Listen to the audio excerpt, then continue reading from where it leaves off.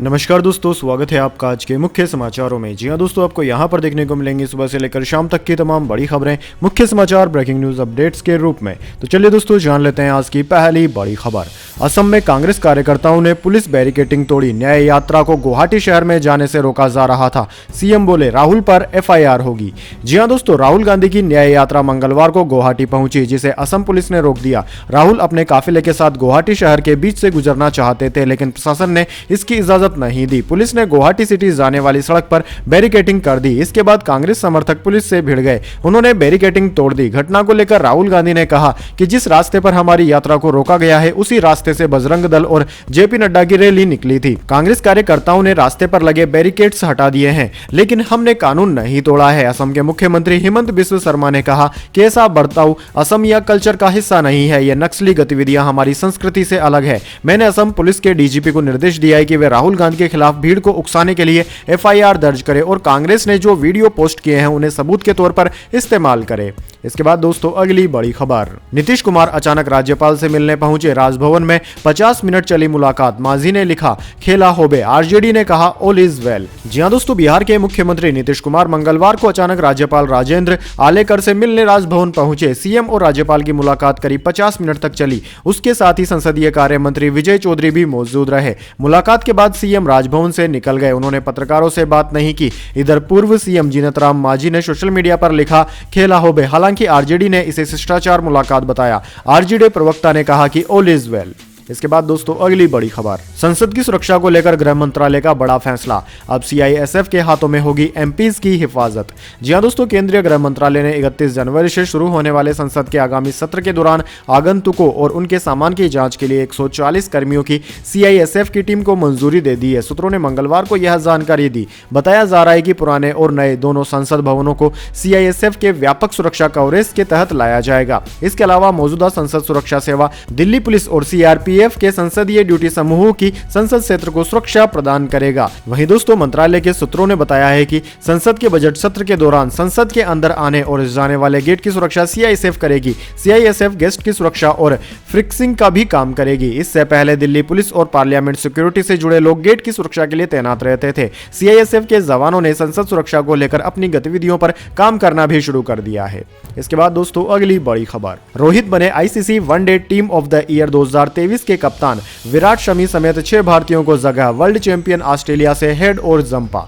जी हां दोस्तों, international cricket council यानी कि आईसीसी ने 2023 की one day team of the year घोषित कर दी है। भारत को वनडे वर्ल्ड कप फाइनल में पहुंचाने वाले कप्तान रोहित शर्मा को ही टीम का कप्तान बनाया गया है। भारत के कुल 6 प्लेयर्स को जगह मिली है। वहीं वर्ल्ड कप विजेता ऑस्ट्रेलिया से ट्रेविस हेड और एडम जंपा को शामिल किया गया है। टीम इंडिया के विराट कोहली, शुभमन गिल, मोहम्मद शमी, मोहम्मद सिराज और कुलदीप यादव ने भी टीम ऑफ ईयर में जगह बनाई है। वहीं दोस्तों, 2023 की टीम ऑफ ईयर में 4 देशों के 11 प्लेयर चुने गए हैं। इनमें भारत से सबसे ज्यादा 6, ऑस्ट्रेलिया और साउथ अफ्रीका से 2-2, न्यूजीलैंड का 1 खिलाड़ी शामिल है। साउथ अफ्रीका से विकेटकीपर हेनरिक क्लार्सन और ऑलराउंडर मार्को येंसन को जगह दी गई है। वहीं न्यूजीलैंड से डेरिल मिचेल जगह बनाने में कामयाब रहे हैं।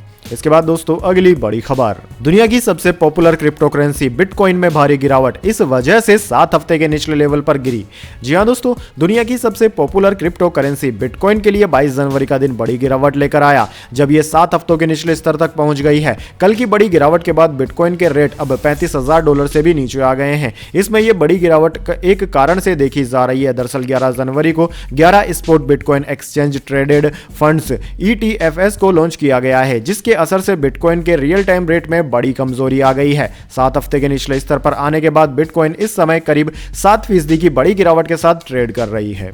इसके बाद दोस्तों, अगली बड़ी खबर। रिपब्लिक डे फ्लाई पोस्ट में एयरफोर्स के 51 एयरक्राफ्ट होंगे शामिल। इनमें 29 लड़ाकू विमान, झांकियों में चंद्रयान 3 की लैंडिंग और भगवान राम भी दिखेंगे। जी हां दोस्तों, 26 जनवरी को होने वाले गणतंत्र दिवस के फ्लाई पास्ट में भारतीय एयरफोर्स के 51 एयरक्राफ्ट शामिल होंगे। इनमें 29 fighter plane, 7 transport aircraft, 9 helicopter और एक हेरिटेज एयरक्राफ्ट शामिल किया जाएगा। इन्हें 6 अलग अलग बेस से ऑपरेट किया जाएगा। गणतंत्र दिवस की परेड के दौरान 16 राज्यों एवं केंद्र शासित प्रदेशों और 9 मंत्रालयों और विभागों की 25 झांकियां शामिल होंगी। इन राज्यों में अरुणाचल प्रदेश, हरियाणा, मणिपुर, मध्य प्रदेश, ओडिशा, छत्तीसगढ़, राजस्थान, महाराष्ट्र, आंध्र प्रदेश, लद्दाख, तमिलनाडु, गुजरात, मेघालय, झारखंड, उत्तर प्रदेश और तेलंगाना का नाम शामिल है। इसके बाद दोस्तों, अगली बड़ी खबर। अयोध्या में प्राण प्रतिष्ठा के दिन उतरे थे 100 से ज्यादा विमान। स्पाइस जेट ने लॉन्च किए सस्ते सस्ते टिकट। जी हां दोस्तों, अयोध्या में भव्य राम मंदिर की प्राण प्रतिष्ठा सोमवार को प्रधानमंत्री मोदी के हाथों पूर्ण हो गई। इस मौके पर देश के विभिन्न गणमान्य व्यक्ति अयोध्या पहुंचे। इस दौरान अयोध्या एयरपोर्ट पर लगातार गहमागहमी बनी रही। सोमवार को लगभग 100 चार्टर्ड फ्लाइट अयोध्या उतरी। साथ ही स्पाइस जेट एयरलाइन ने अयोध्या के लिए विशेष सेल लॉन्च कर दी है। इसमें फ्लाइट के टिकट 1622 रुपए से शुरू होंगे। साथ ही एयरलाइन ने कई नए शहरों से अयोध्या के लिए फ्लाइट्स का ऐलान भी किया है, जो कि 1 फरवरी से शुरू होगी। इसके बाद दोस्तों अगली बड़ी खबर, नोएडा कोर्ट ने छत्तीसगढ़ के पूर्व सीएम बघेल को दी जमानत। 1 फरवरी को अगली सुनवाई। जी हां दोस्तों, छत्तीसगढ़ के पूर्व मुख्यमंत्री भूपेश बघेल को उत्तर प्रदेश के गौतम बुद्ध नगर की एक अदालत ने जमानत दे दी है। 2 साल पहले उन्होंने कथित तौर पर कोविड प्रोटोकॉल का उल्लंघन किया था, जिसे लेकर उनके खिलाफ केस दर्ज किया गया था। महामारी के दौरान सीआरपीसी की धारा 144 के तहत लगाए गए नियमों के उल्लंघन के लिए नोएडा पुलिस ने बघेल पर मामला दर्ज किया था। तब वह यहां कांग्रेस विधानसभा उम्मीदवार पंखुड़ी पाठक के लिए प्रचार करने आए थे। बघेल का प्रतिनिधित्व कर रहे वकील रजनीश यादव ने कहा कि सूरजपुर में एमपीएमएलए अदालत ने पूर्व मुख्यमंत्री को मामले में सुनवाई के लिए सोमवार को व्यक्तिगत रूप से पेश होने का निर्देश दिया था। यादव ने पीटीआई को बताया कि बघेल हाल ही में अपने पिता के निधन के बाद पिछली अदालत की तारीख में शामिल नहीं हुए थे। इसके बाद दोस्तों अगली बड़ी खबर, मंदिर के नाम पर लहर नहीं, हमारे पास देश की मजबूती के लिए 5 न्याय की योजना, राहुल गांधी ने कहा।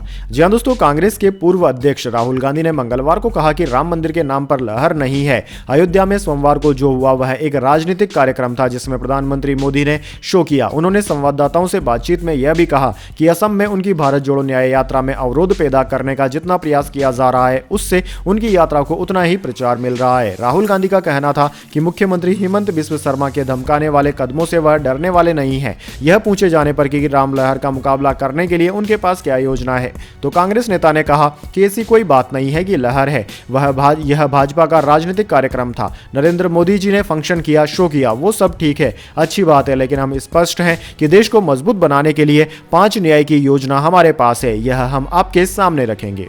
इसके बाद दोस्तों अगली बड़ी खबर, खिलाड़ियों की जर्सी पर सऊदी को मंजूर नहीं, तुर्की के सबसे बड़े हीरो की तस्वीर, कैंसिल करवा दिया फुटबॉल का फाइनल मैच।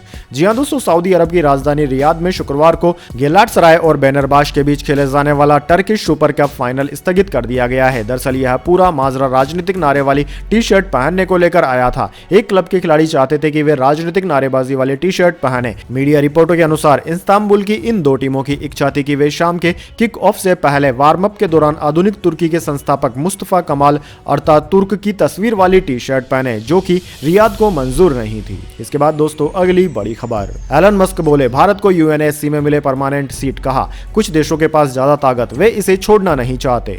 जी हां दोस्तों, टेस्ला के सीईओ एलन मस्क ने संयुक्त राष्ट्र संघ की सिक्योरिटी काउंसिल यानी कि यूएनएससी में भारत की परमानेंट सदस्यता नहीं होने को बेतुका बताया है। मस्क ने कहा है कि कुछ देशों के पास ज्यादा ताकत है जिसे वे छोड़ना नहीं चाहते हैं। उन्होंने यूएन चीफ एंटोनियो गुटेरेस के ट्वीट को शेयर कर यह बातें लिखी।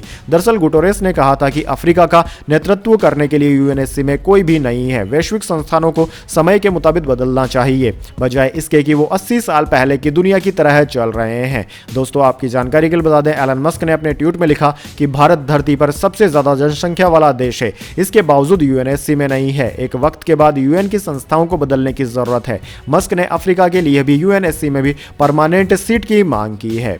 इसके बाद दोस्तों अगली बड़ी खबर, नई इनकम टैक्स रिजीम में 7 लाख के आय पर टैक्स नहीं, अंतरिम बजट में इसे बनाया जा सकता है और आकर्षक।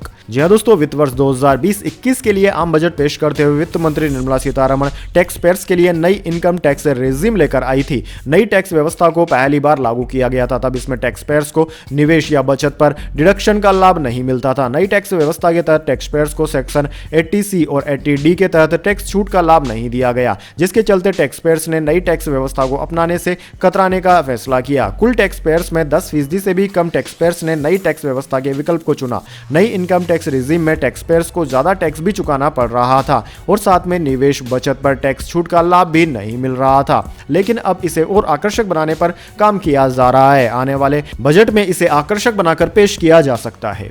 इसके बाद दोस्तों जाने अगली बड़ी खबर, लेकिन उससे पहले मेरी आपसे एक छोटी सी रिक्वेस्ट है, अगर दोस्तों आपको अभी तक हमारी न्यूज़ पसंद आई है तो इसे एक छोटा सा लाइक जरूर दे दीजिए, और अगर आपको पसंद नहीं आई है तो बेशक आप डिसलाइक भी कर सकते हैं, लेकिन दोस्तों लाइक और डिसलाइक जरूर कीजिए, क्योंकि दोस्तों यही हमारी मेहनत का फल होता है और इसी से हमें पता चलता है कि आपको हमारी वीडियोस पसंद आ रही है या नहीं। तो चलिए दोस्तों जान लेते हैं आज की अगली बड़ी खबर। सेंसेक्स 1053 अंक गिरकर 70,370 पर हुआ बंद। सोनी से मर्जर डील टूटने के बाद जी का शेयर 30% तक गिरा। बैंकिंग और मेटल शेयर्स भी फिसले। जी हां दोस्तों, शेयर बाजार में 23 जनवरी को भारी गिरावट देखने को मिली। सेंसेक्स 1053 अंक की गिरावट के साथ 70,370 के स्तर पर बंद हुआ। वहीं निफ्टी में भी 333 अंक की गिरावट रही, ये 21,238 के स्तर पर बंद हुआ। बैंकिंग और मेटल शेयर्स में आज ज्यादा गिरावट रही। जी सोनी की मर्जर डील कैंसिल होने के बाद आज जी एंटरटेनमेंट के शेयर में 30% की गिरावट रही। ये 70.50 रुपए यानी कि 30.47% की गिरावट के साथ 160.90 रुपए पर बंद हुआ। वहीं दोस्तों बात करें निफ्टी 50 के टॉप गेनर और टॉप लूजर स्टॉक्स की, तो दोस्तों आज निफ्टी 50 के टॉप गेनर्स में सिप्ला, सन फार्मा और एयरटेल रहे, जबकि निफ्टी 50 के टॉप लूजर्स में इंडसइंड बैंक, कोल इंडिया और एसबीआई लाइफ रहे। इसके बाद दोस्तों अगली बड़ी खबर, hate speech case, Azam Khan को अपील में नहीं मिली राहत, निचली कोर्ट का फैसला रहा बरकरार।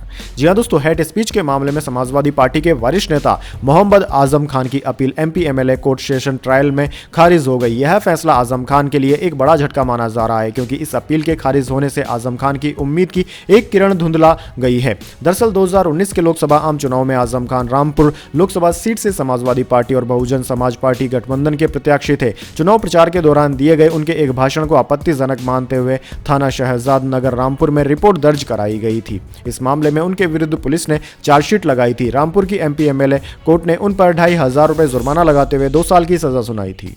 इसके बाद दोस्तों अगली बड़ी खबर, रामलल्ला की नई मूर्ति का नाम बालक राम होगा। प्राण प्रतिष्ठा में शामिल पुजारी बोले, प्रभु बच्चे की तरह दिखते हैं, उनकी उम्र 5 साल। जी हां दोस्तों, अयोध्या के राम मंदिर में प्राण प्रतिष्ठा की गई रामलल्ला की नई मूर्ति को बालक राम के नाम से जाना जाएगा। 22 जनवरी को प्राण प्रतिष्ठा में शामिल रहे पुजारी अरुण दीक्षित ने बताया कि नई मूर्ति का नाम बालक राम रखने का कारण यह है कि प्रभु एक बच्चे की तरह दिखते हैं, जिनकी उम्र मात्र 5 साल दिखाई देती है। वाराणसी के रहने वाले अरुण दीक्षित ने बताया कि पहली बार जब मैंने मूर्ति देखी तो मेरी खुशी का ठिकाना नहीं रहा, मेरी आंखों में खुशी के आंसू बहने लगे। इसके बाद दोस्तों अगली बड़ी खबर, सोना हुआ महंगा, चांदी की भी बड़ी चमक, जेवर बनाने में अब लगेंगे ज्यादा पैसे। जी हां दोस्तों, भारतीय सराफा बाजार में 23 जनवरी 2023 को सोना और चांदी महंगे हो गए। वैश्विक स्तर पर कीमती धातु की कीमतों में उछाल के बीच भारतीय सराफा बाजार में 10 ग्राम सोना महंगा होकर 63,100 रुपए का हो गया है। 1 किलोग्राम चांदी की दरों में भी मजबूती आई है और अब यह 75,700 रुपए में बिक रही है। HDFC सिक्योरिटीज ने यह जानकारी दी है। वहीं दोस्तों दिल्ली सराफा बाजार में मंगलवार को सोने का भाव 100 रुपए की तेजी के साथ 63,250 रुपए प्रति 10 ग्राम पर बंद हुआ। वहीं दोस्तों वैश्विक बाजारों की बात करें तो वैश्विक बाजार में सोना बढ़कर $2,028 प्रति औंस, जबकि चांदी $22.24 प्रति औंस रही। इसके बाद दोस्तों अगली बड़ी खबर, अस्पताल से डिस्चार्ज हुए सैफ अली खान, ट्राइसेप सर्जरी के बाद बोले ऑपरेशन न होता तो हाथ खो देता। जी हां दोस्तों, सैफ अली खान ट्राइसेप सर्जरी के बाद अस्पताल से डिस्चार्ज हो चुके हैं। पत्नी करीना कपूर खान के साथ वो अपने घर से बाहर नजर आए। दोस्तों आपकी जानकारी के लिए बता दें, पहले खबर थी कि उनके घुटने की सर्जरी हुई है, लेकिन बाद में उन्होंने बताया कि उनके ट्राइसेप्स की सर्जरी हुई है। पेपराजी ने सैफ से पूछा कि वो अब कैसे हैं। इसके जवाब में सैफ ने कहा कि अब मैं ठीक हूँ। इसके बाद दोस्तों अगली बड़ी खबर, प्रभु राम के जीवन से मिली सबका साथ सबका विकास की प्रेरणा, पीएम मोदी ने राष्ट्रपति के खत का दिया जवाब।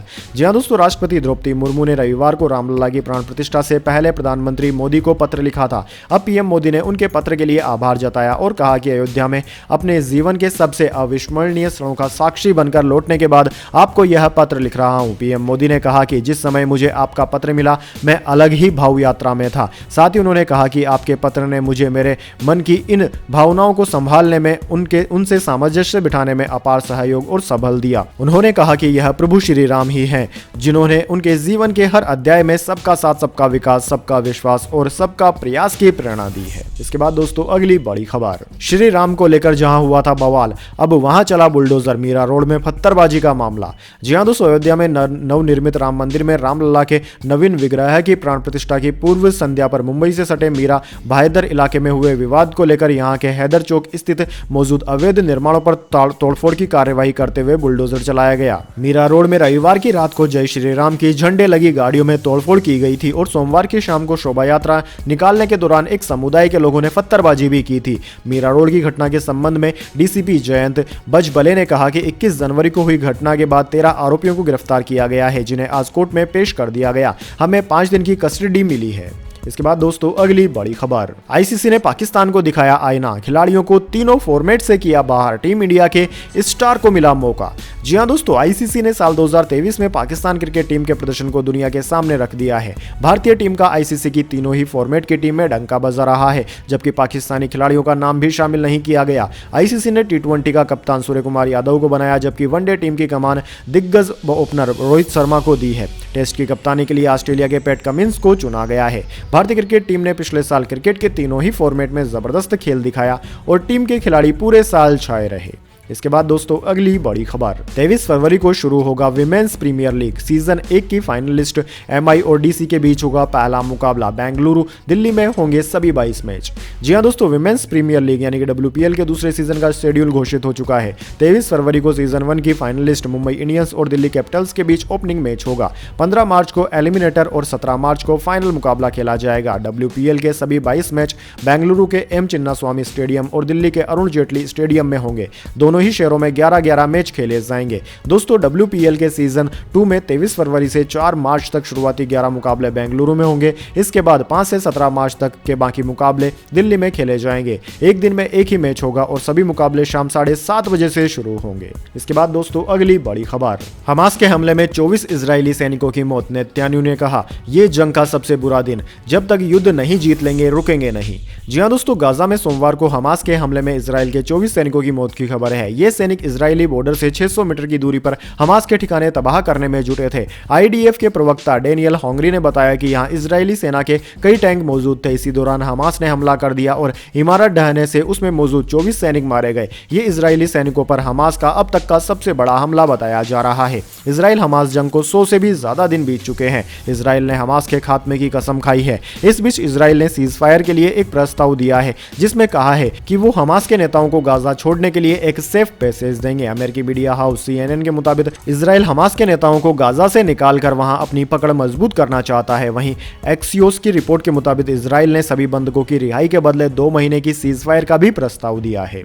इसके बाद दोस्तों अगली बड़ी खबर, चांद पर बेहोश पड़े अपने लैंडर सलीम को फिर जिंदा करेगा जापान। फिलहाल सोलर पैनल एक्टिव नहीं। जी हां दोस्तों, चांद पर उतरे अपने सलीम मून लैंडर को फिर से जिंदा करने जा रहा है जापान। उसे उम्मीद है कि वह फिर से सलीम को सक्रिय कर सकता है। 19 जनवरी 2024 को जापान ने अपने स्पेसक्राफ्ट को सफलतापूर्वक चांद पर उतारने वाला दुनिया का 5वां देश बनने की उपलब्धि हासिल की थी, लेकिन लैंडर के सोलर पैनल नहीं खुले। इस वजह से उसे ऊर्जा नहीं मिल रही है। सलीम का मतलब है smart lander for investigating moon mission. दोस्तों आपकी जानकारी के लिए बता दें, सोलर पैनल इलेक्ट्रिसिटी पैदा कर नहीं पा रहे हैं, जिस वजह से लैंडर का भविष्य खतरे में दिख रहा है। लेकिन जापानी स्पेस एजेंसी जाक्सा ने अब तक सलीम को मृत घोषित नहीं किया है। स्पेस एजेंसी ने कहा है कि चांद पर लैंड होने के बाद जब सोलर पैनल नहीं खुले तो एजेंसी ने जानबूझकर लैंडर की बैटरी की क्षमता को 12% कम कर दिया। तो दोस्तों यह थी आज की तमाम बड़ी खबरें। इसके बाद दोस्तों बारी आती है आज के माइंड क्यूज क्वेश्चन की। जी हां दोस्तों, एक आसान सा सवाल का जवाब देकर आप जीत सकते हैं एक सरप्राइज गिफ्ट हमारे यूट्यूब चैनल की ओर से। तो दोस्तों आज का सवाल आपकी स्क्रीन पर आ चुका है।